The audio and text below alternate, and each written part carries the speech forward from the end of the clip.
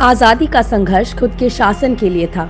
लगातार लड़ाई, संघर्षों, आंदोलनों, बलिदानों के बाद 1935 में जब प्रांतीय स्वशासन का अधिकार भारतीयों को मिला, 1935 के भारत सरकार अधिनियम के जरिए भारतीयों ने प्रांतीय शासन के प्रबंध का जो अधिकार हासिल किया था, उसके चलते 1937 में पहली बार भारत में प्रांतीय चुनाव करवाए गए। पहले प्रांतीय चुनावों में देश ने कांग्रेस पर जमकर भरोसा जताया और सांप्रदायिक दुष्प्रचार को दरकिनार करते हुए हर धर्म, जाति, संप्रदाय ने कांग्रेस के पक्ष में भारी मतदान करते हुए 707 सीटों पर जीत दिलाई और इस तरह कांग्रेस सबसे बड़े दल के रूप में उभरी। देशवासियों के इस भरोसे और समर्थन की बदौलत कांग्रेस ने 11 में से 7 प्रांतों में अपनी सरकार बनाई।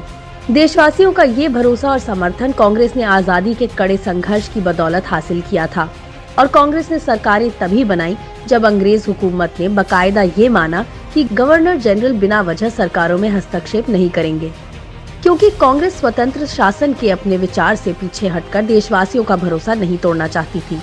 यही वजह है कि आगे चलकर जब दूसरे विश्व युद्ध में अंग्रेज हुकूमत ने बगैर भारतीय विधानमंडल की सहमति के जब भारत को युद्ध में झोंका, तो कांग्रेस के प्रांतीय मंत्रिमंडलों ने एक पल में इस्तीफा दे दिया। आखिर जब लड़ाई ही आजादी के लिए लड़ी जा रही थी, तो देश के स्वाभिमान से समझौता कैसे किया जाता। हालांकि कुछ ऐसे भी दल थे जिनको सत्ता से ही मतलब था, जो इसके बावजूद भी प्रांतों में सत्ता में बरकरार रहकर आजादी की लड़ाई को कमजोर कर रहे थे। प्रांतीय चुनाव के नतीजों ने स्पष्ट कर दिया था कि देश आजादी के बाद कांग्रेस के कंधों पर ही विकास की उड़ान भरने वाला है। प्रांतीय चुनाव के नतीजों ने ब्रिटिश हुकूमत के सूर्यास्त के साथ लोकतंत्र के उदय का भी संकेत स्पष्ट तौर पर दे दिया था।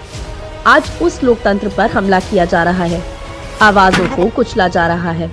अधिकार मांगने पर किसान तक को खालिस्तानी से लेकर आतंकवादी तक क्या क्या नहीं बोला गया। इस लोकतंत्र को बचाना हम सबकी जिम्मेदारी है, तभी भरोसा वापस लौटेगा। जय हिंद।